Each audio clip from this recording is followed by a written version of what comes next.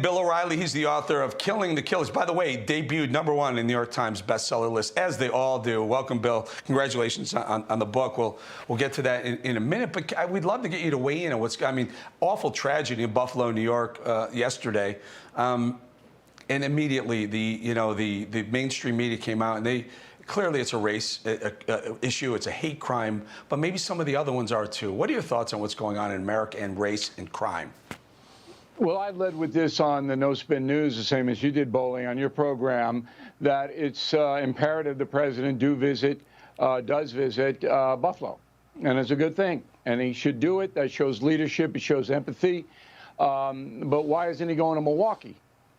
So after the Bucks lost to the Celtics, 21 people were shot in Milwaukee. Not only does the media not tell us the skin color of the people involved, the perpetrators and those who were shot, but Biden's not going to go there at all. 21 shot, nobody dead, a miracle. So clearly this is a situation, the violent situation in America breaks down this way. If a white supremacist, and you got to assume this 18-year-old loon was in that thing, whatever that may be, all right, shoots blacks, that's going to be reported thoroughly, as it should be. But if a black militant shoots whites, like the New York City subway, you pointed out, no, we're not going to do that.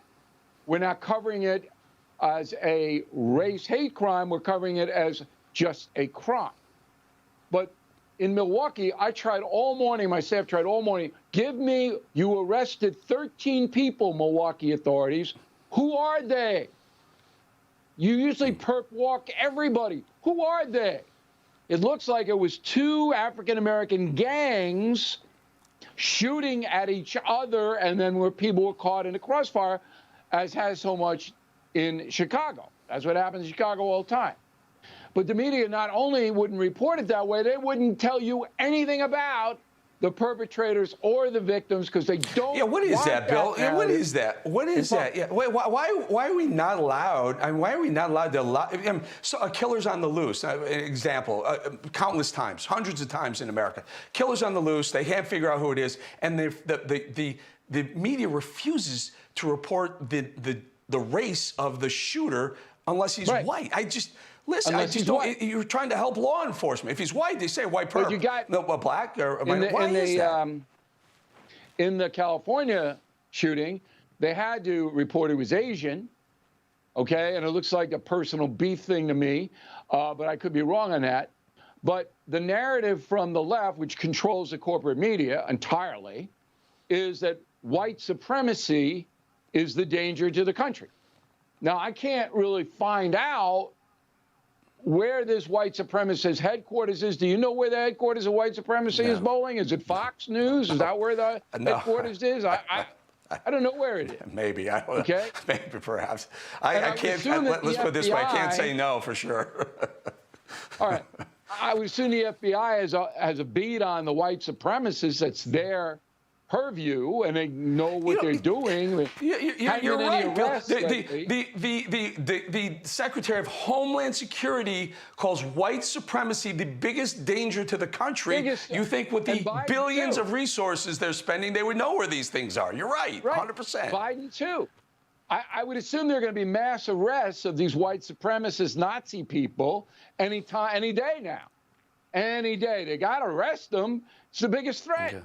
Biggest threat. So all it is politics. Biden wants to divert attention and say that all the right-wingers, conservatives, are white supremacists. They all are. And here's something interesting.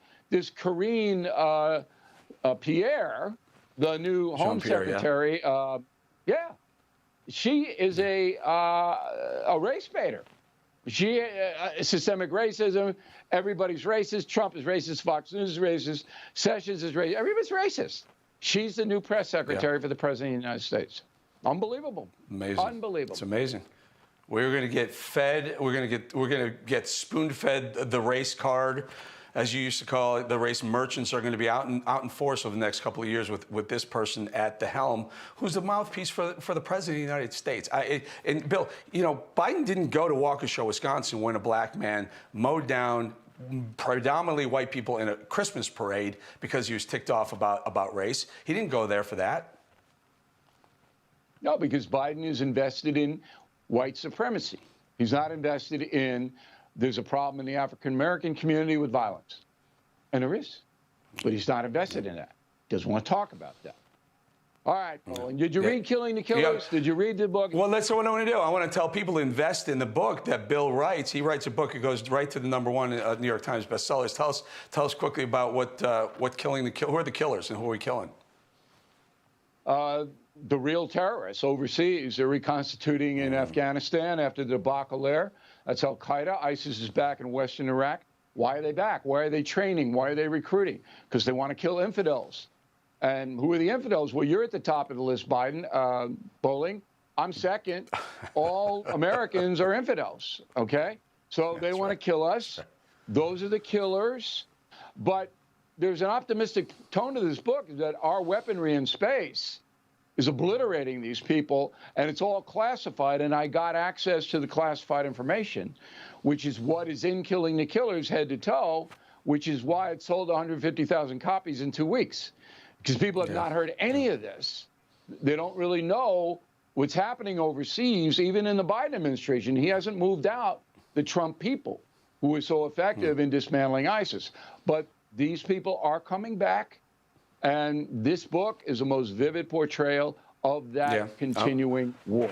I want to read this book. This is going to be a great one. This is going to be a really good one. I'm definitely going to read it. By the way, true story. I was filling in for Bill O'Reilly probably 10 years ago, Fox, and I did get a call from the Pentagon saying, "Bolling, there is a fatwa on you from ISIS or one of the radical Muslim groups that were hating us." And I think, thanks, Bill. Thanks for that. By the way, thank you. Well, I'm glad they didn't get you. I'm glad they didn't get you, Bolling.